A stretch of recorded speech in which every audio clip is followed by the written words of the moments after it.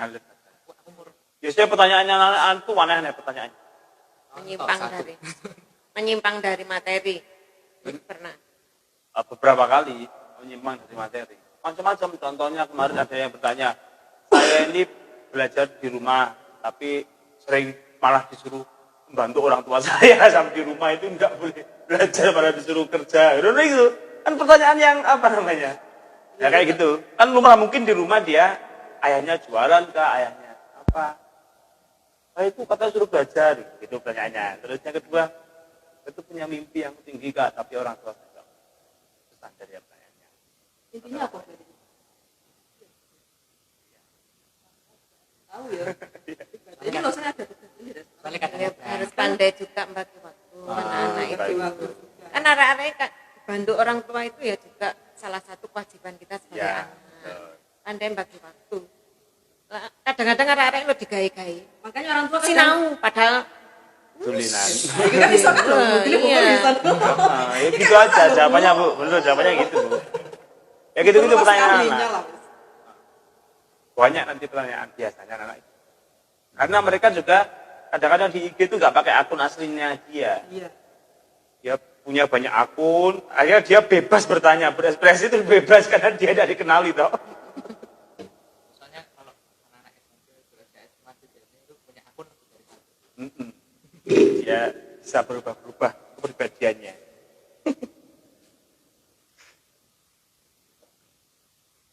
Ini sebenarnya libur jenengan gitu. Tiketnya seminggu sekali. Tiket seminggu sekali gitu. Nggih, sami mapel juga begitu. Jumat kita nanti tiket. Tapi tanggal 1 kita kesini loh ya. Mak iki ra iso. Mak iki gak iso. Anak sing nom-nom. Kurang petang pion pensi.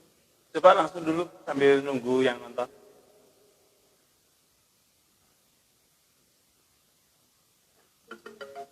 Bisa enggak satunya yang kamera depan, Pak? Kayak saya, yang satu. Yang punya Pak, siapa? Lupa mana? Yuris. Pak Yuris. Atau itu, benar, itu yang di depan, Mas. Kita biar bisa lihat. Biar apa namanya? Astagfirullah. Kita mengajak anak situ. Baik, assalamualaikum adik-adik. Kita ini masih menunggu jam 10 ya. Mohon bersabar. Sekitar 2 menit lagi kita akan mulai acaranya. Kita hari ini akan secara langsung di SMP Negeri 2 Malang bersama ibu-ibu yang hits ya, dan bapak-bapak yang hits juga. Yang seharusnya libur tapi mengorbankan waktunya yang luar biasa untuk ke sekolah demi memotivasi adik-adik semuanya. Ya, baik kita tunggu yang nonton biar banyak dulu. 1 menit lagi acara akan kita mulai. Jangan lupa adik-adik semuanya nanti setelah acara adik-adik boleh bertanya. Yang pertanyaannya kita bacakan nanti akan dapatkan hadiah. Nah, kayak gitu ya. Jangan lupa juga mencatat apa yang nanti disampaikan oleh ibu guru kalian. Nanti rangkumannya dikirim di Google Form. Yang mengirimkan rangkuman nanti akan kita kasih e-sertifikat. Nah, kayak gitu tuh. Oke, 1 menit lagi akan kita mulai acaranya. Sambil nunggu yang banyak semuanya. Sudah, Pak? Oke, kita mulai ya. Oke, kita mulai ibu-ibu ya. Bismillahirrahmanirrahim. Assalamualaikum warahmatullahi wabarakatuh. Waalaikumsalam warahmatullahi wabarakatuh. Puji syukur kehadirat Allah Subhanahu wa taala yang telah melimpahkan banyak rahmat pada kita semuanya. Meskipun dalam kondisi pandemi seperti ini, saya doakan adik-adik semuanya di rumah sehat bersama dengan keluarga semuanya. Adik-adik semuanya, hari ini podcast Erlangga hadir di SMP Negeri 2 Kota Malang bersama dengan tim BK yang selalu semangat untuk memotivasi adik-adik semuanya. Baik. Untuk lebih lanjutnya silakan dikenalkan timnya, monggo. Karena yang nonton ini sepertinya nggak hanya anak SMP Negeri 2 Malang, dari Erlangga juga dan dari kota-kota yang lain mungkin ya. Nah, kayak gitu, monggo Bu. Assalamualaikum warahmatullahi wabarakatuh. Salam warahmatullahi wabarakatuh. Selamat pagi anak-anakku semuanya. Kita sudah lama ya tidak berjumpa tatap muka, hampir 3 bulan lebih ya. Karena masih ada COVID seperti ini. Mudah-mudahan COVID segera berlalu ya. Dan kita bisa berkumpul lagi. Baik, sebenarnya kemarin kita mau berlima, ya, tapi karena ada sesuatu hal dan kepentingan keluarga, jadinya kita sekarang hanya bertiga.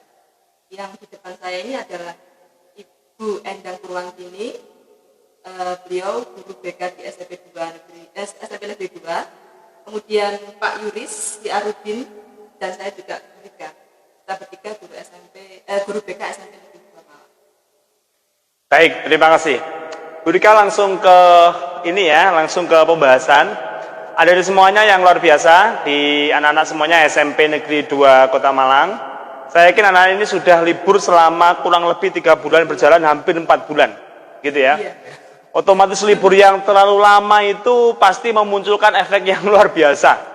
Efek yang paling jelas adalah bahwa ternyata banyak sekali anak-anak yang sekarang memiliki budaya rebahan yang berlebihan. Nah, kayak gitu ya. Kayak gitu. Berat badan juga berlebihan. Saking suwene libur. Kayak gitu teman-teman semuanya. Nah, hari ini kita mau berbincang-bincang bagaimana agar kita bisa memanfaatkan waktu kita ini lebih efektif, lebih produktif, sehingga liburan kita tetap bermanfaat. Nah, kayak gitu tuh. Kalau kita bisa menggolongkan ada di semuanya, anak-anak itu memang memiliki beberapa tipe. Yang pertama tipenya ada kadang anak-anak yang terlalu berlebihan rebahnya tadi. Dia terlalu terpaku game online, mulai sore sampai malam, akhirnya pagi tidur sampai sore dan sebagainya. Yang kedua ada lagi tipe anak-anak yang tetap dia beraktivitas ya, bersosialisasi. Dia jadi aktivis corona lah ya, semprot kampung sampai teles kabeh ya. Lalu kemudian gembok portal dia yang pegang atau melakukan hal yang produktif kayak itu, belajar jadi YouTuber dan sebagainya. Itu namanya tipe kepompong, tipe anak-anak yang kemudian dia memanfaatkan waktunya 3 bulan ini secara efektif. Dia membatasi ruang geraknya, tetapi ketika ini semua berakhir dia berubah jadi kupu-kupu. Wah, kayak begitu ya. Nah, tentu saja dari semuanya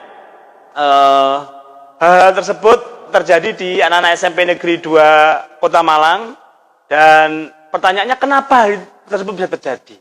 Atau mungkin nanti bisa dikasih saran-sarannya dari Bu Rika mungkin gimana?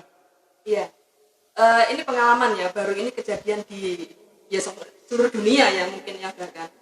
Kalau dulu kita mungkin ada liburan, anak-anak senang kapan libur gitu ya. Tapi setelah ada ini, libur malah bosan. Anak banyak yang bu kapan masuk. Waduh ini ya. Ternyata terlalu lama rebahan di rumah mungkin ya, karena mereka mungkin kegiatan di rumah tidak terlalu banyak yang produktif sehingga bosan. Gitu. Iya. Ya katanya Mas Gani tadi ada beberapa tipe anak, ya, yang mungkin di rumah hanya bangun tidur di tempat tidur terus nggak bangun nggak berjalan-jalan. Bahkan kemarin juga ada si anak-anak kita yang jadi anak yang aktif ya, membuat karya. Kita sempat kemarin video editing, ayo anak membuat karya, bisa memotivasi untuk teman-teman yang lain. Ada beberapa seperti itu. Bahkan mungkin di SMP Negeri 2 mereka bisa jadikan contoh untuk teman-temannya. Baik.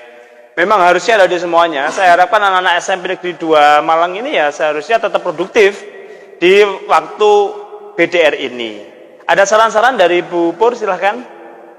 Ya, sebaiknya anak-anak selain hanya tadi yang mungkin dikatakan sama Brika, beberapa anak ada yang mager, ada yang juga aktif, tidak ada jeleknya jika anak-anak juga melakukan aktivitas olahraga untuk menambah imun supaya kita sehat, kuat untuk melawan COVID-19. Karena bagaimanapun COVID-19 ini kalau dibilang untuk hilang kayaknya enggak mungkin. Kita harus bagaimana mengatasinya, mungkin meningkatkan imun itu antara lain selain untuk menjaga pola makan juga berolahraga. Oke. Nah, banyak anak-anak yang saya tahu sekarang ini banyak sekali. Kebetulan suami saya kan juga pedagang ya, tapi bukan pedagang sepeda. Yang laris itu sepeda angin. Mereka lagi booming kayaknya. Hampir tidak hanya pagi bahkan sore itu banyak anak-anak maupun orang dewasa melakukan kegiatan itu. Oke. Anak-anak harus sudah berolahraga belum ini pagi ini? Jangan berolahraga virtual aja, game aja jangan. Jempolnya membesar nanti kalian ya. Yuk bergerak. Nah, sekarang selanjutnya begini. Penyebabnya apa kira-kira kok masih ada? Padahal saya yakin anak-anak di sini SMP Negeri 2 Kota Malang paham bahwa waktunya saya itu sia-sia loh selama 3 bulan ini kalau saya nggak ngapa-ngapain. Penyebabnya apa sebenarnya kira-kira? Kok sampai ada anak-anak yang tetap tidak melakukan hal yang bermanfaat. Padahal dia punya waktu yang banyak untuk melakukan hal ini. Bagaimana Bu Rika? Yang pertama mungkin bingung ya mereka, karena perubahan kegiatan atau suasana yang sekarang ini berubah tanpa adanya persiapan. Mungkin mereka juga, saya harus bagaimana, dan pembelajaran juga kan semuanya serba online, mereka juga belum terbiasa. Selama ini kan gadget hanya untuk main-main aja, tidak dimanfaatkan yang sebaik mungkin. Mereka mungkin bingung, saya ini target untuk diri saya, apa yang harus saya lakukan, mereka masih belum menargetkan tujuan hidupnya dia itu masih belum. Betul. Mungkin seperti itu ya. Betul, saya sepakat. Ada di semuanya, anak-anak semuanya yang luar biasa. Sudahkah jelas target, tujuan, dan mimpi-mimpi ada di semuanya, sehingga teman-teman itu tidak malas ya untuk bergerak, tidak malas untuk tumbuh, tidak malas untuk belajar. Bagaimana Pak Yuris? Kalau dari saya itu memang sih selama ini kita di rumah ataupun apa kan kayak mobilitasnya dibatasi. Nah, saya harus ngapain kan dulu saya pernah memberikan sebuah materi bagaimana caranya agar tidak malas gitu ya. Ya mungkin bisa belajar hal-hal yang di luar akademik. Nggak hanya pelajaran sekolah, tapi mungkin skill-skill dasar seperti memasak juga bisa, ataupun mungkin untuk kedepannya itu yang namanya skill untuk berbahasa atau komunikasi itu juga penting, apalagi untuk saat ini kan di sekolah-sekolah seperti SMA itu udah di semacam presentasi itu kan udah menjadi hal yang umum juga gitu, apalagi ditambah nanti kedepannya itu globalisasi juga semakin merebak kemana-mana, dan itu ditunjang dengan kemampuan bahasa Inggris juga gitu. Jadi kalau saran saya sih ada beberapa cari aplikasi ya. Kalau dulu kan kalau saya kira bahasa Inggris kan mungkin harus ke panel atau apa. Sekarang pun mungkin di aplikasi ada yang mungkin belajar dari dasar dulu dengan permainan juga bisa gitu. Nambah skill ya. Intinya nambah skill, belajar bisa di mana saja gitu ya. Di sekolah bisa, di mana, di Pare bisa, di Erlangga juga bisa. Nah kayak gitu ya. Tapi mungkin ini juga gimana? Karena kita dulu kan bisa kemana-mana gitu ya, tapi sekarang dengan adanya COVID kan kita ruang gerak kita terbatas. Ketemunya dengan orang tua, dan mungkin kebanyakan ya anak-anak selama ini mungkin masih miskomunikasi dengan orang tua, jadi komunikasinya masih kurang lancar. Sehingga kadang membuat mereka kayak bosan gitu ya, karena ya orang tua dan anak masih belum ketemu komunikasinya, itu juga yang membuat mereka. Ada di semuanya ngomong-ngomong tentang target, tentang tujuan, sehingga menggerakkan adik-adik untuk memanfaatkan waktu 3 bulan dengan efektif. Pertanyaan saya adalah, sudahkah jelas ya visi, tujuan, cita-cita adik-adik sudah jelas atau belum? Karena begini adik-adik, saya manggilnya adik-adik sering ya, anak-anak ya di sini ya, SMP negeri. Karena mungkin pautan umur saya agak kecil dengan mereka itu loh. Baik, anak-anak begini. Karena bahaya sekali ketika kita menjalani hidup tanpa mengenal tujuan kita. Seperti kita itu berlayar tanpa jelas mau kemana. Makanya mimpi, visi itu sangat jelas. Dulu waktu ada masih kecil, kalian itu jelas cita-citanya. Kamu jelas cita-citanya. Pengen jadi apa? Kan dulu kecil gitu ya. Guru, dosen, dokter, polisi kan gitu ya. Tapi barang wis gede, sekarang sudah kelas 8, kelas 9, tanyain, pengen jadi apa? Bingung, pengen jadi opo kakak, wis pokok urip lah kakak, wis pokoknya mangan turu enak. Nah itu, padahal teman-teman semuanya memiliki visi dan tujuan yang jelas itu sangat penting. Bahkan kalau saya gambarkan begini Bu Rika sama Bu Pur ya, orang itu punya cita-cita harus tergambar jelas dalam otaknya. Kenapa? Contohnya kayak gini nih, saya memegang buah apel, buah jeruk maksud saya, buah jeruk hijau saya pegang, hijau banget, saya ambil dari kulkas. Dingin banget, saya belah, jeruk nipis. Airnya akan keluar. Habis airnya keluar banyak, bening, jeruknya tak seruput. Jeruknya. Tak seruput lagi. Nah, maksudnya apa? Maksudnya hikmahnya? Baru membayangkan saja ada semuanya, yang di rumah, baru membayangkan saja salivah kita keluar, air liur kita keluar, enzim-enzim dalam mulut kita siap untuk mencernanya. Baru membayangkan loh itu, nggak ada barangnya. Bayangkan kalau visi kalian jelas dalam kepala kalian. Insya Allah, seluruh tubuh kalian, sel-sel dalam tubuh kalian, hormon dalam tubuh kalian, termasuk imun tadi, semua pasti akan mendukung untuk adik-adik semuanya mencapai visi. Maka pertanyaan saya begini, sudahkah teman-teman punya visi yang jelas? Karena visi itu penting. Visi itu yang menggerakkan teman-teman. Saya Kak pengen belajar, pengen jadi orang yang sukses. Saya pengen jadi membahagiakan orang tua saya. Saya pengen merubah nasib keluarga saya. Saya pengen jadi orang berprestasi. Itu visi. Yang akan mengingatkan adik-adik. Kalau mau males, ingat visi. Saya mau merubah nasib keluarga saya, tapi kok saya males-malesan. Saya ini pengen nanti nilai saya bunder 10 semuanya. Tapi kok saya males-malesan. Nah, itu visi. Cuman pertanyaannya begini ada semuanya. Ini kan masih muda-muda ya. Masih umur-umur 14 ya. 15 kayak begitu. Banyak sekali adik-adik ini yang masih terombang-ambing, masih labil, kadang bosen, kadang males. Visi yang jauh itu terlalu jauh buat mereka. Nah, mungkin ada kira-kira nih dari guru PK ini. Banyak kan anak-anak itu yang ini loh, anget-anget sejelut apa namanya ya. Sekarang semangat habis dimotivasi. Wah, semangat. Iya, Kak, bener. Moodnya itu labil. Nah, moodnya itu labil. Semangat habis itu enggak. Semangat habis itu enggak ya kayak gitu tuh. Gimana tipsnya itu Bu Pur mungkin silakan. Sebentar Pak. Atau Bu Rika silakan. Ya banyak faktor yang membuat kita seperti itu ya. Tergantung ya kembali lagi pada tujuan kita tadi, visi ya Mas ya. Kalau visi kita punya cita-cita tapi tanpa mengetahui apa kelebihan yang ada di dalam diri kita. Kan ya. Banyak kita punya cita-cita mau jadi polwan, mau jadi tentara, mau jadi apapun itu. Tetapi tanpa ada usaha dari kita, tanpa mengorek apa sih bakat yang ada dalam diri kita maupun kelebihan dari diri kita. Dan anak-anak itu kebanyakan misalnya sekarang ya, pengalaman kemarin kelas 3 SMP gitu. Cita-cita mau jadi apa? Saya mau jadi tentara, mau jadi polwan, mau jadi dokter gitu ya. Apa yang sudah kamu persiapkan? Tidak ada Bu. Nah, terus gimana ya nanti Bu, apa kata nanti kalau sudah SMP?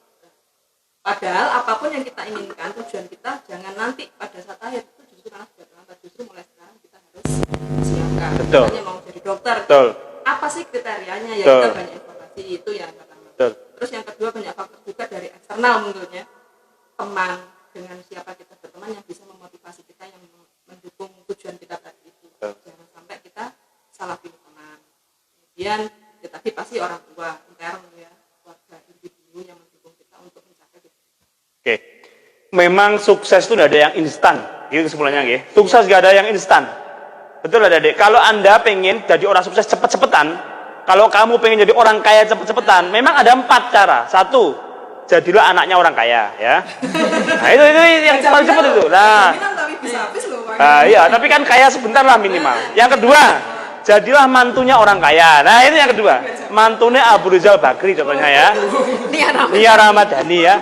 Yang ketiga, carilah pasangan yang kaya raya. Nah, itu yang ketiga. Kayak sinetron Indosiar ya. Yang terakhir adik-adik, kalau pengen cepet sukses dan jadi orang sukses, sering-seringlah berkumpul dengan orang-orang yang sukses. Itu yang mungkin. Makanya adik-adik harus sering belajar dengan orang-orang yang sudah berhasil.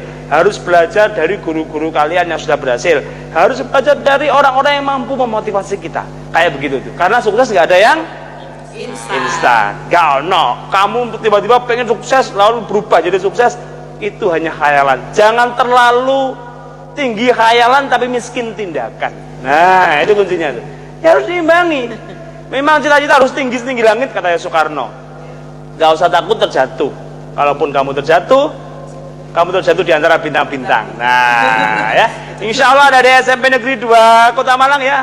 Selamat pagi hari ini yang sudah bergabung. Saya doakan ada semuanya jadi orang sukses, insya Allah semuanya di dunia akhirat. Nah, terus pertanyaan berikutnya, ini kan masa-masa BDR Bu Pur ya. Kira-kira begini nih, anak-anak ini biar belajarnya tetap efektif, ya. Gimana nih caranya? Kan ini mereka ada di rumah lama banget nih, Kira-kira biar mereka itu belajarnya tambah efektif, lalu tetap bisa belajar, bagaimana tipsnya? Menurut saya antara lain, 1, harus komitmen. Komitmen untuk dirinya sendiri, terutama apa yang ingin tadi kan kaitannya dengan visinya ya, tujuan ke depan. Tujuan ke depannya kalau misalnya katakanlah saya ingin jadi guru, misal. Nah, bagaimana mengupayakan supaya cita-citanya itu terwujud? Tadi sudah dikatakan tidak ada sesuatu yang instan, harus diupayakan. Barang siapa yang berjuang sekuat tenaga, insya Allah akan berhasil atau sukses. Andaikan misalnya namanya berjuang, tidak menutup kemungkinan di dalam perjuangan itu tadi ada kalanya menemui kegagalan. Namun kegagalan jangan dijadikan benteng untuk dia melemah, kemudian pasrah, patah semangat, tapi jadikanlah cambuk untuk diri sendiri bagaimana bangkit dari keterpurukan, dari kegagalan. Yang penting apa yang dicita-citakan itu harus sesuai dengan kenyataan. Kalau di saat masa anak-anak itu kan dunia fantasi ya, khayalan. Sekarang ini sudah remaja, ya remaja bahkan yang kelas 9 bisa dibilang remaja akhir mau menuju proses kedewasaan yang awal, maka cita-citanya harus sesuai dengan kenyataan diri. Salah satu contoh saja, misalnya kalau kecil saya bercita-cita ingin jadi dokter, sementara dia pendukung untuk mewujudkan cita-cita itu tidak ada, atau bisa dibilang kurang, ya entah dari segi finansial atau dari segi fisik dia misalnya. Nah kan bisa kan di bidang dokter itu bidang medis, dan bisa mungkin dialihkan tidak dokter, mungkin perawat kan masih bisa. Nah, jadi kalau mewujudkan cita-cita itu atau target visinya harus sesuai dengan kenyataan diri, kemampuan diri, dan kemampuan finansial orang tua. Baik. Ngomong-ngomong tentang kemampuan finansial, adik saya jadi ingat ya, memang kita itu terlahir dari latar belakang yang berbeda-beda. Tapi saya ingat cerita nyata ini, kemarin viral di 2014, ada mahasiswa UNES terbaik namanya Raini. Raini ya, dia diantar ayahnya, adik-adik semuanya, naik becak waktu wisuda. Di foto viral. Nah, yang luar biasanya itu ketika habis diantar oleh ayah naik tukang becak, padahal teman-temannya diantar pakai mobil bagus tuh. Iya. Pajero, Lamborghini, Cherry ya, Tosa, ya macam-macam lah pokoknya, macam-macam. Dia diantar pakai becak sama ayah. Bangga tapi dia mahasiswa terbaik, IPK-nya 3,98 dan sekarang ada semuanya. S3 di London selesai, dia kembali di UNES jadi dosen di sana. Padahal dia anaknya tukang becak. Yang membuat saya terngiang-ngiang itu begini. Ketika ayahnya ditanyain oleh wartawan, Pak, apa pesannya Bapak ke anak-anak Bapak sehingga kok putrinya jenengan luar biasa?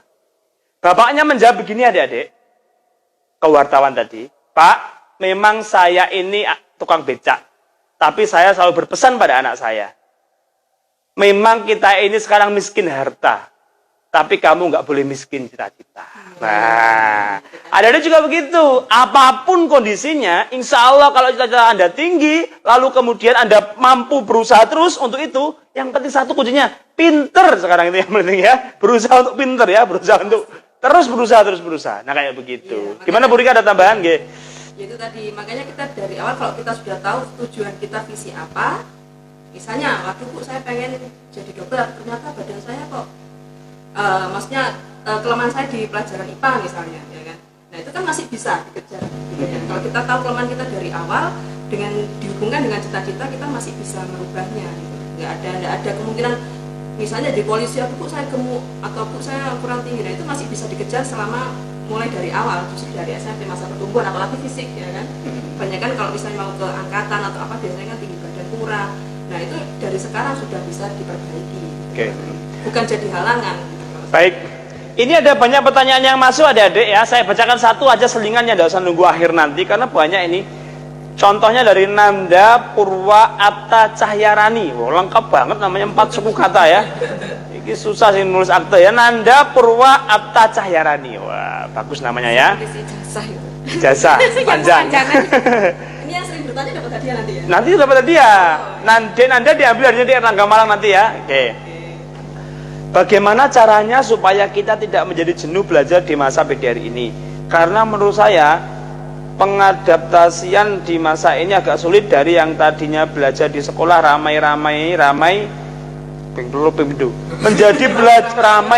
menjadi belajar sendiri di rumah yang pada akhirnya lama-kelamaan akan menimbulkan kejenuhan tersendiri. dan hilangnya rasa semangat belajar. Gimana Bu? Nih, Pak Yunus mungkin duluan, monggo. Mengenai belajar dari materi jenuh ya. Oh, kalau saya dulu ini pengalaman waktu Pribadi. Pengalaman dulu ya. Dan ini adalah waktu masa-masa skripsi. Oke. Nah, di waktu masa-masa skripsi itu saya melihat dari teman-teman saya itu lebih suka mengerjakan skripsi ataupun apa itu di lab jurusan itu. Nah, saya memandang ke teman-teman saya, kok teman-teman sekelas saya kok nggak ada gitu, yang ada teman-teman kelas lain gitu. Terus sampai-sampai saya pernah mengajak pacar saya buat mengerjakan skripsi itu. Aduh, jangan pacaran ya, masih SMP ya. Pacarannya nanti ya, kalau sudah mau menikah nanti ya. Ya, terus? Nah, saya langsung aja. Langsung kali. Waktu itu saya juga ngamati ke beberapa teman-teman saya mengajak ada kesini gitu. Oh, ada yang nggak bisa. Dan ternyata saya melihat itu ada 3 poin yang mungkin saya amati. Yang pertama adalah mungkin dari waktu ya. Karena tipe orang produktif itu bisa jadi beda-beda. Bisa jadi nggak hanya pagi hari, bisa jadi ada yang mungkin waktu jam subuh. Intinya waktu belajarnya beda-beda. Terus yang kedua itu tempat itu nyaman juga kondusif. Yang PW ada di mana tuh? Kamar mandi kah? Di kasur kah? Turu sama di kasur malahan. Wah, Di meja makan, meja makan, ngemil lemu sampean kok ya. Lanjut. Nah, jadi yang dua ini tadi tempat ya. Ya. Nah, yang ketiga ini adalah sendiri atau sama teman. Yes. Nah, kalau misalnya sama teman, mau nggak mau harusnya mungkin bisa diajak diskusi, bisa memotivasi juga. Biar bertambah. Kalau misalnya saya nggak bisa pelajaran matematika misalnya, ya mau nggak mau saya hubungi teman saya pintar matematika. Betul. Kalau misalnya apa yang ada di dalam saya kurang, ya mungkin saya bisa tanya ke teman-teman yang bisa. Betul. Intinya Adik memang berkomunitas, bersahabat ya dengan banyak orang yang satu visi. Iya. Kita itu kalau sendirian bisa berjalan cepat kalau sendirian. Tapi kalau bersama-sama bisa berjalan jauh. Kalau ada adik pengen berjalan jauh ya dan cepat, ya harus bersama-sama. Gitu aja saya. Begini adik, komunitas itu sangat penting. Dengan siapa kamu berteman itu mempengaruhi. Kenapa? Karena kalau kamu berteman dengan anak-anak yang malas, anak-anak yang penggawaiannya 2 hari, 3 hari ngopi terus ya, pekerjaanmu itu nanti masa depanmu itu ada tempat kopi tadi. Makanya hidup harus seimbang, ya. Hidup harus seimbang. Dan saya tambahi Pak, boleh nggih? Yang terakhir, yang keempat, kalau ada adik seperti itu, yang keempat adalah begini. Setiap teman-teman punya tujuan, teman-teman itu harus punya target waktu yang jelas. Kadang ada adik itu tidak punya target waktu yang jelas. Pengen sukses kapan? Besok. Pengen pintar kapan? Besok Pengen jadi orang baik kapan? Besok baiknya. Pengen jadi anak yang berbakti kapan? Besok baiknya. Jangan. Harus punya target waktu yang jelas. 5 tahun lagi Kak, saya insya Allah berjanji saya pengen nanti keterima di Akpol. 4 tahun lagi saya ingin kuliah di STAN. 5 tahun lagi saya dapat beasiswa di Universitas Indonesia. 6 tahun lagi Kak, saya pengen segera menikah. Contoh loh ya. Jangka pendek, menengah. Iya, harus punya target waktu yang jelas. Kalian itu biasanya nggak punya target waktu yang jelas. Kapan? Besok. Akhirnya lupa. Menunda. Menunda-nunda, betul. Kayak gitu. Baik, pertanyaan berikutnya ya. Terima kasih Adik Nanda Purwa. Ini ada pertanyaan dari Aurelia Octavia Savitri. Ya. Oksa. Ya. Ada nama anaknya ya. Ada. Halo Dek Oksa. Ya. Pertanyaan udah 4, saya bacakan 2 aja ya, kakek ya. Ada 4 pertanyaannya begini. Bagaimana cara menghadapi guru yang jarang memberikan respon terhadap pertanyaan siswa mengenai tugas? Ini pertanyaan pertama. Ini guru nanti yang jawab ya.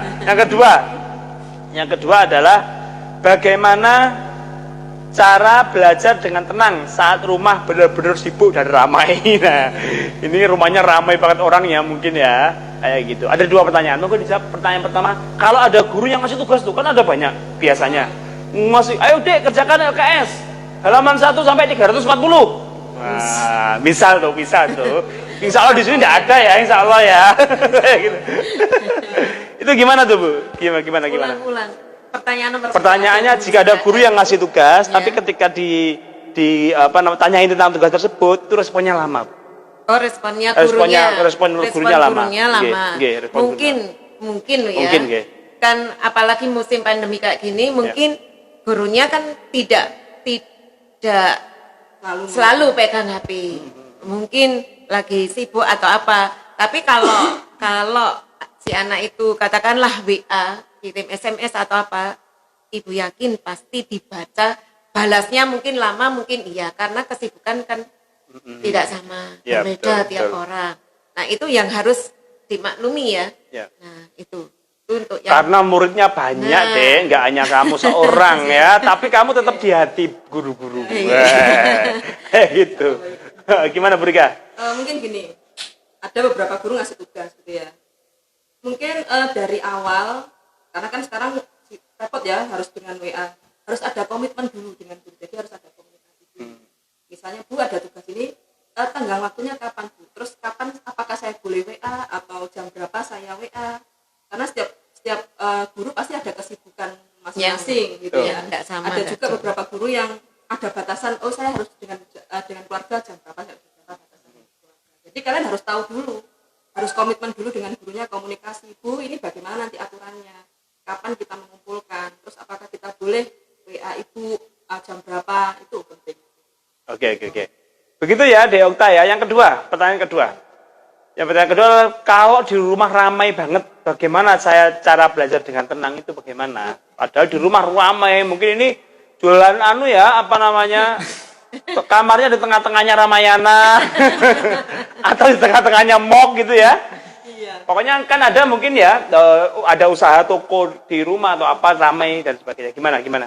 Ini dulu saya pernah sih pengalaman kalau di rumah Probolinggo ya, karena selalu banyak orang rela-reli. Tapi kita harus tahu, ya saya biasanya mencari tempat yang sekiranya saya nyaman belajar gitu ya. Mungkin di kamar saya tutup, dan mungkin masa selalu ramai 24 jam. Iya, enggak kan juga kan. Berarti kita yang harus adaptasi. Kecuali pom bensin loh ya rumahmu ya. Kira-kira 24 jam atau Alfamart. Sebutkan merek ya. Nah, terus. Apa sih yang sekiranya saya harus fokus atau ya harus fokus. Kita kalau misalnya itu tidak bisa dimungkinkan untuk diem atau gimana, orang-orang diberitahu kan tidak bisa. Kita yang harus bisa beradaptasi dengan itu. Baik, adik-adik, gaya belajar itu ada 3 ya. Coba temukanlah punyamu yang mana. Ada anak-anak yang nyantol belajarnya itu dengan cara visual ya, rajin membaca dan sebagainya. Makanya kalau anak-anak visual karena peka terhadap warna, orang belajar itu nggak berapa penting loh berapa lama kamu belajar, seberapa efektif kamu belajar. Makanya kalau kamu peka terhadap warna, agak rajin membaca ya, temukan itu apa. Contoh, bagi anak visual, belilah beberapa bolpen warna stabilo yang penting kamu warnai, itu yang kamu ingat. Nah, yang kedua adalah auditori, sambil dengarkan musik ya, sambil dengarkan santai-santai. Itu musik itu membangkitkan gairah belajar. Sama dengan ketika ke mall, kamu masuk mall pasti ada musik, membangkitkan gairah belanja. Nah, belajar juga kadang kalau adik-adik ini gaya belajarnya auditori, butuh musik yang slow, yang santai, ya, dikempot yang brebes-brebes, ya toh? Ambiar, karo kelingan, apa? Yang menimbulkan gairah itu apa? Yang kedua, yang ketiga ada anak belajar memang yang kinestetik, yang dengan gerak, yang dia tidak bisa belajar di dalam kamar atau di meja belajar, dia tidak bisa. Harus di teras rumah, sampingnya kandangnya kambingnya, macam-macam lah, terserah. Temukan kamu itu yang paling PW, katanya Pak Yuris tadi, tempat mana, waktu mana, sebagainya, metodenya apa, gitu. Karena belajar itu adik-adik yang paling penting adalah seberapa efektif kamu belajar, cepat pahamnya kapan. Aku semuanya nggak paham Kak. Wah, itu. Nah, berarti belum menemukan gaya belajarnya. Berarti belum menemukan gaya belajarnya. Nanti segera ke BK. Boleh kan Bu ya ke BK? BK itu kita masih menerima konsultasi. Nah, betul. Kalau ada permasalahan apa-apa adik, silakan hubungi Bu Guru BK, atau nanti kalau sudah masuk silakan ke ruang BK, nggak apa-apa. Ruang BK itu bukan ruang hukuman loh ya. Bukan, karena selama ini kayaknya kalau ada masalah baru loh. Bukan. Meskipun kita tidak punya masalah, mau berbagi kebahagiaan juga boleh. Boleh, berbagi kebahagiaan ya. Nah, Bawa-bawa bekal dari rumah boleh juga gitu loh. Nggak masalah. Nggak masalah. Harus ada hukuman apa? Enggak. Bukan, Itu old school ya. Zaman dahulu itu memang gitu. Salah baru ke BK. Sekarang enggak. BK itu sahabat-sahabat kalian semuanya. Nah, apalagi ini gurunya gaul-gaul ini semuanya. Gunakan WA, tapi ingat batasan waktunya. Ya, tuh. jangan berapa Bu. Terus komunikasi melalui WA kan juga tidak seintens kita kalau ngomong langsung ya. Jadi harus bersabar. Gitu ya? Betul. Betul ya, gitu ya. Kalau ada curhat, silakan curhat ke orang yang tepat ya. Jangan ke orang yang malah nggak tepat, nanti malah berbahaya. Malah nambah masalah. Malah nambah masalah. Tidak menyelesaikan masalah dengan malah gaden kok ya. Tanpa masalah ya. Ada pertanyaan lagi nih dari Andre Aryansyah Anwar, kelas 9. Ada namanya Andre Aryansyah Anwar, kelas 9. Halo Andre. Terbalik. Solo di mana Andre? Saya mau tanya Kak, saya selama BDS selalu bosan maneh ya. Nah, maka dari itu saya ingin mencoba untuk belajar programming. Tapi terkadang saya selalu terpotong untuk mengerjakan tugas dan belajar untuk semester baru. Nah, pertanyaan saya, gimana sih caranya ngatur waktu biar saya belajar programming dan belajar untuk semester baru bisa berjalani secara bersamaan? Monggo, siapa yang menjawab dulu nih? Ya, mungkin diatur waktunya nggak kayak sekolah ya. Sekolah kan dulu kan dari jam berapa sampai pagi sampai sore kan. Nah ini kan BDR bebas mengatur waktunya sesuai dengan kehendaknya sendiri gitu. Terus kan belajar programming juga itu juga diatur. Terus berapa lama gitu. Terus demi mendukung juga itu mungkin programmingnya mungkin bisa lihat dari YouTube. Sekarang kan YouTube juga edukasinya juga banyak kok. Nggak hanya mungkin sekarang kan YouTube kan isinya hiburan, tapi sekarang banyak juga channel-channel yang mengedukasi gitu, entah mengenai mungkin di 4 bidang BK juga ada mengenai pribadi, sosial, belajar karir juga. Di YouTube ada ya. YouTube-nya Erlangga deh, cek juga ya ada ya. YouTube-nya Erlangga ya. Oke, lanjut. Terus juga disesuaikan sama yang 3 poin tadi, gitu yang mungkin waktu, tempat, sama dengan siapa. Oke, ini ada pertanyaan bagus nih selanjutnya. Sudah ya di Andre ya? Ingat hadiahnya nanti diambil di Erlangga ya. Oke, mulai besok jam 10 sampai jam 5 sore.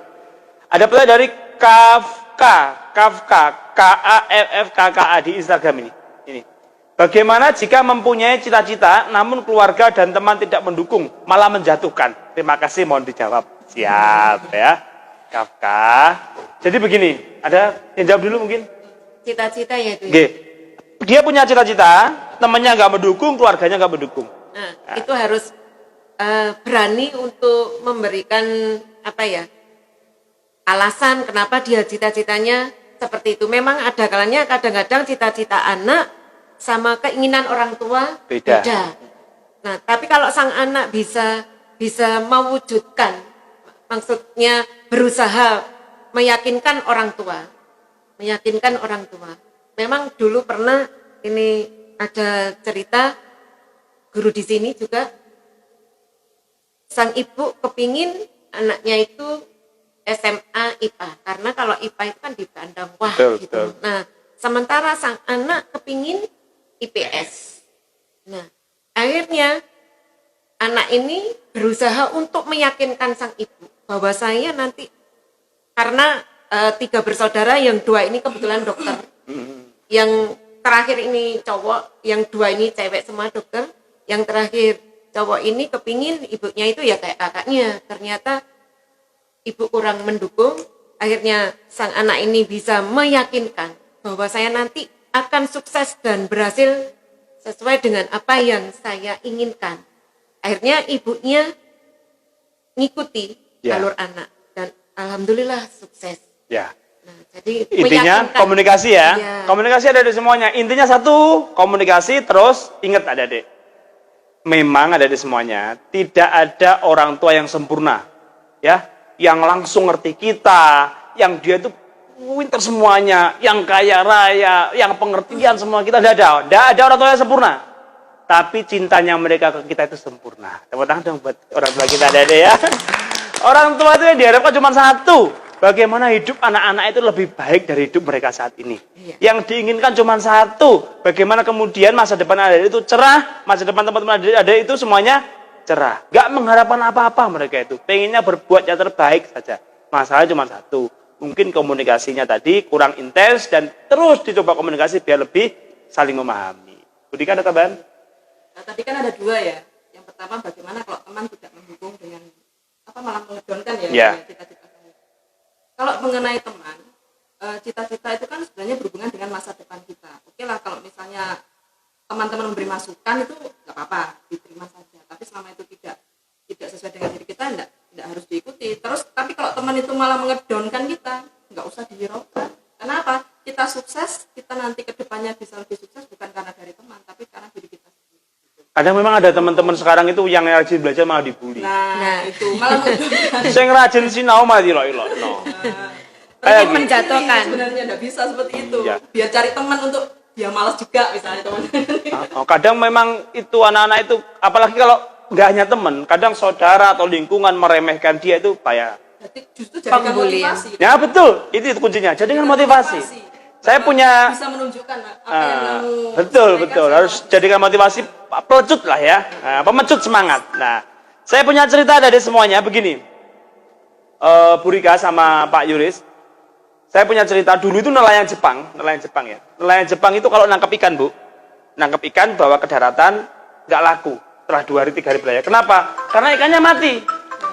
Artinya ikan yang sudah mati, memang lakunya nggak sekeras ikan ini, nggak seger lagi. Habis itu mereka buat strategi, gimana biar nggak mati? Taruh es balok. Dulu ya, zaman dulu.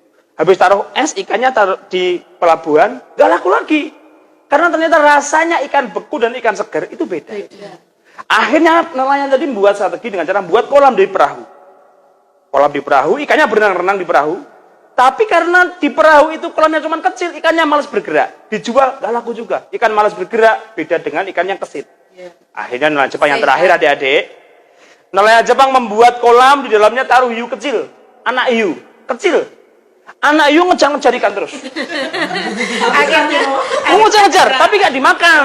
Kan ikan hiunya kecil. Bergerak. Dijual laku keras. Pertanyaannya hikmahnya apa adik? Hikmahnya apa adik? Memang biar harganya tinggi, memang ikan harus bergerak terus. Sama dengan kamu. Kamu harus bergerak terus. Jadikan orang-orang yang mencemooh kamu itu sebagai hiu kecil tadi yang memaksa kamu untuk terus bergerak. Nah, pemicu. Iya, pemicu semangat. Jadikan hiu-hiu kecil tadi teman-teman semuanya. Jadikan orang-orang yang meremehkanmu, yang anggap kamu anak kecil terus, yang meremehkanmu, yang menganggap kamu bukan siapa-siapa, yang menganggap kamu bahwa kamu itu nggak bisa apa-apa, itu sebagai hiu kecil dalam belakang kepala kalian, yang terus memaksa kamu untuk bergerak. Insya Allah nanti teman-teman bisa membuktikannya, ya, dan jadi orang sukses semuanya, insya Allah ya, SMP 2 ini, amin. Baik, ini ada pertanyaan lagi, banyak pertanyaannya ternyata ya. Ya, saya bacakan. Oke. Tidaknya SMP 2 loh Pak. Dengan SMP terbuka. Ya? Oh ya, SMP terbuka mungkin sama tadi ada di SMP terbuka. Ini ada pertanyaan dari Safira Rahma kelas 8. Safira Rahma kelas 8. Cara agar tetap semangat belajar di rumah, tidak cepat bosan dan dapat masuk ke otak, gimana Kak? Mudah diingat. Tipsnya bagaimana belajar dari rumah? Tadi sudah banyak tipsnya ya. Oke, ini banyak yang belum jawab. Coba monggo. Merasa bosan gitu ya. Nggih. Mungkin kalau saya sih kadang butuh juga kita kadang me time. Tahu me time ya. Waktu untuk menyenangkan diri kita sendiri, mungkin dengan rutinitas kita Jenuh. Tapi jangan sampai kelewatan ya. Me time-nya sampai kelewatan. Jadi yang pertama tadi mungkin manajemen waktu. Oke, benar. Terus kemudian perlu untuk memberikan penghargaan pada diri kita sendiri karena kita sudah berusaha keras belajar. Mungkin apa hobimu misalnya masak atau menyanyi atau menanam bunga atau mungkin apa hobinya main game misalnya ya atau nonton drakor. Kadang seperti nonton itu. Tapi ini. ingat jangan kebablasan me time-nya. Kadang nanti tugasnya belum selesai me time yang kebanyakan memberi penghargaan untuk diri kita sendiri. Itu sih. Jadi tidak jenuh gitu loh. Bolehlah kita belajar tapi juga jangan lupa kita juga perlu memberikan penghargaan pada diri kita. Intinya produktif gitu ya. Ya, intinya refreshing mungkin ya, refreshing diri, refreshing. keseimbangan ya, supaya tidak jenuh. Karena kalau piknik ya. Gak harus keluar piknik itu ya, yang penting senang. Tidak harus mahal. Tidak harus mahal. Apalagi kalau me time-nya menghasilkan kayak kemarin anak-anak tuh bercanda dengan keluarganya tapi sambil direkam membuat apa? TikTok. Ya mungkin YouTube gitu bisa juga. Baik, gitu ya Adik. Nanti yang viewernya banyak YouTube segera dimonet, ya, segera dimonetasi ya, karena setiap berapa viewer dapat berapa ribu rupiah, lumayan. Nah, menambah income. Nanti yang pengen bagaimana belajar cara monetasi Instagram sama monetasi YouTube, nah, silakan nanti ya. Belajar aja di online banget. Nah, jadi online bisa, atau bisa datang ke Erlangga bisa ya. Nanti tak kasih tahu caranya ya. Lanjut. Ini ada pertanyaan bagus dari Nesyah JA. Nesyah JA. Nesyah, ada enggak namanya Nesyah ya? Saya mau bertanya, apakah meskipun cita-cita kita itu kan cuma terdapat satu, kita harus menguasai satu pelajaran saja, atau kita harus menguasai semua mata pelajaran? Cita-cita saya cuma satu, ngapain saya harus pintar semua? Ini gini ya. Saya itu cita-cita pengen jadi polisi, nyapa, butuh isop, IPA, gitu mungkin ya, matematika gitu. Pertanyaannya gitu tuh, gimana? Berarti anak-anak itu selama ini belajar tuh ya. Saya pernah mendengar dari seorang psikolog ya, bahwa kamu kuliah itu tujuannya bukan hanya untuk mencari kerja gitu ya. Oke, mencari kerja pasti ya, tapi bukan itu tujuan utamanya. Tapi dengan kita kuliah atau dengan kita belajar itu kita akan mendapatkan banyak ilmu yang selama ini tidak ada di pelajaran. Ya kan? Kamu belajar matematika, bukan hanya matematikanya saja yang kamu dapat, tapi bagaimana tantangannya kamu menyelesaikan, itulah nanti yang kita dapatkan aplikasi di dalam kehidupan ya. Ya. Jadi misalnya, Bu saya pengen jadi dokter, gitu ya. Dokter kan hanya mata pelajaran IPA ini saja kan ya, biologi gitu. Tapi ngapain saya harus belajar semua? Itu pasti tetap nanti ada aplikasinya yang berhubungan dengan kehidupan. Kita di masyarakat. Semua ada hubungannya. Gitu. Ada tambahan Bu? Meskipun contohnya tadi hanya menambah saja ya. Kepingin jadi polisi, ngapain sih kok harus belajar matematika? Yes. Nah, katakanlah kalau nanti terjun di kepolisian, dalam kehidupan sehari-hari pun dia katakanlah kan mesti beli apa? Beli ini kali inilah, itu kan masa nggak ngitung ya? Hitung-hitungan itu kan bisa. Kamu mau nilang, jadi polisi mau nilang, bingung kamu berapa tilangnya? Waduh, bahaya ya toh? Dari pelajaran matematika, jadi aplikasinya nanti di dalam kehidupan sehari-hari. Ya, itu saling keterkaitan. Melengkapi. Ya. Disiplin itu juga pasti kan ya. Belajar kita setiap hari kenapa sih harus datang jam 6:30 sudah dimulai. Karena nanti aplikasinya kalau nanti kita bekerja gitu kan. sudah kelihatan kok sering telat biasanya. Tuh. Yang paling penting juga sekolah itu adalah belajar untuk tumbuh dewasa. Nah, bersikap. Ya betul Adik-adik. Tidak hanya mapel tapi juga kedewasaan. Kenapa? Orang itu tambah usia pasti, tapi tambah dewasa itu pilihan. Ya. Terus ada guru ini jahat misalnya, itu di masyarakat nanti justru akan lebih banyak orang-orang yang seperti itu. Nah ini adalah bagaimana kita belajar untuk gimana sih menghadapi orang karakter seperti ini. Dan ciri-ciri orang yang nggak sukses adalah orang yang selalu menyalahkan keadaan. Menyalahkan orang lain. Menyalahkan orang lain. Gak usah matematika, yang disalahin siapa? Gurune. Kitanya yang harus bisa. Gurune jelasin dek ngarep apaan ya, dikerasani nek bangun nomor 3 ya. Wah, guruku omong apa iku. Padahal kamu sendiri yang enggak bisa. Makanya Adik semua, jangan menyalahkan orang lain, jangan mencari kambing hitam. Harus mulai dari diri kita sendiri. Baik, terima kasih ya. Pertanyaan bagus dari Dek Nesyah. Banyak pertanyaan lagi nih dari LARMDHN. Ya apa macamnya ya? LARMDHN ya. Kak, saya mau bertanya, bagaimana cara mengelola penggunaan teknologi HP mungkin ya, agar tetap aman beraktivitas. Maksudnya agar HP-nya itu dimanfaatkan untuk hal yang positif gitulah ya mungkin ya. Nah ini termasuk acara hari ini positif loh Dek ya. Terima kasih ya, kamu sudah nonton itu berarti memanfaatkan hal yang positif. Nah gitu ya. Ada jawaban lagi silakan. Oke, kalau penggunaan Gadget. ya. Mungkin gadget untuk anak remaja yang saya tahu mungkin bukanya adalah game online, medsos. Oke. Kalaupun itu ya dibatasi waktu juga gitu. Pernah ada juga itu siswa saya itu konseling gitu. Pak, saya itu bermain ML itu selama berapa jam? Gitu. Terus saya tanya, efeknya apa ke diri kamu? Pusing Pak, coba kamu kurangi gitu. Jadi saya kasih treatment itu mungkin 1-2 minggu itu, akhirnya dia turun. Jadi pola-polanya dia itu main game online adalah 2 jam. Gitu. Nah, udah bisa kamu kontrol belum itunya? Sudah Pak. Nah, mungkin mengontrol bermain game online, terus buka medsosnya yang mungkin buka YouTube-nya yang mungkin beredukasi aja ya. Ya mungkin ada banyak channel juga. Terus di masa pandemi ini di rumah saja, kuota kan mungkin banyak. Iya. Ya mau nggak mau itu juga dikontrol juga.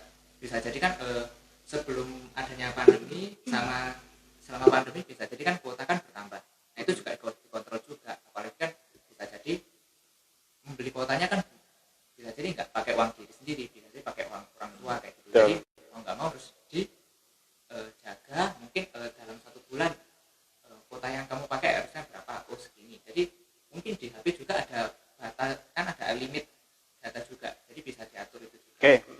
Memang ada di semuanya. Teknologi itu penting, bahkan syaratnya orang yang selamat ya, pemuda yang selamat di masa yang akan datang adalah pemuda yang menguasai teknologi informasi. Betul.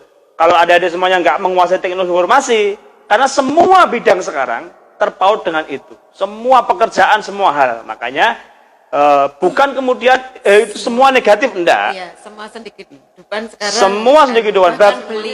Beli, ini ada wacana beli apa? BBM itu loh premium. Sekarang juga pakai itu. Betul. Aplikasi.